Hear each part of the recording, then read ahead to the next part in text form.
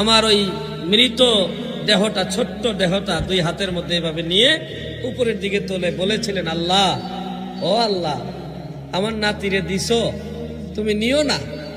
আল্লাহ, তোমার ওলি শাহজালাল বাবার দরবারে আমি একটা খাসি নজরানা দিব, মান্নত করলাম। আলাউদ্দিন জিহাদি সাহেব যে বক্তব্যটা দিলেন তার ঠিক উল্টো বক্তব্য দিচ্ছেন মুহাম্মদ সাল্লাল্লাহু আলাইহি ওয়াসাল্লাম। তার মানে আমি এখানে বলতে চাচ্ছি যে আলাউদ্দিন জিহাদি সাহেব তিনি তার বক্তব্যে মিথ্যাচার করছেন। তিনি শুধু মিথ্যাচার করছেন না, বরং তিনি মুহাম্মদ সাল্লাল্লাহু আলাইহি ওয়াসাল্লামের হাদিসকে অস্বীকার করারও প্রচেষ্টা চালিয়েছেন। আমি তার এই কথাটার ব্যাখ্যা করতে গিয়ে একটি হাদিস আনবো। মুহাম্মদ সাল্লাল্লাহু আলাইহি ওয়াসাল্লাম তার এই বক্তব্যের উল্টো বক্তব্য দিচ্ছেন। তিনি সহিহ মুসলিমের 1639 নম্বর হাদিস এবং সহিহ মুসলিমের 1640 নম্বর হাদিসে তিনি বলছেন যে মানত কারো ভাগ্যের পরিবর্তন ঘটাতে পারে না।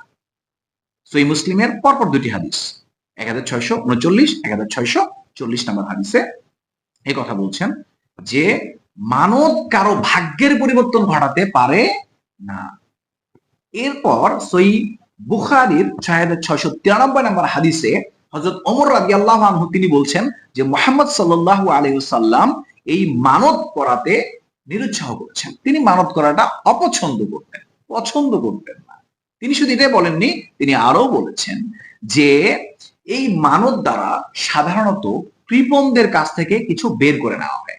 তার মানে সহিহ মুসলিমের দুটি হাদিস বলছে যে মানত ভাগ্যের কোনো পরিবর্তন ঘটাতে পারে না, এবং এই মানত মুহাম্মদ সাল্লাল্লাহু আলাইহি ওয়াসাল্লাম করতে নিরুৎসাহ করেছেন এবং তিনি এটা পছন্দ করতেন না। তবে কারা এই মানত করতেন?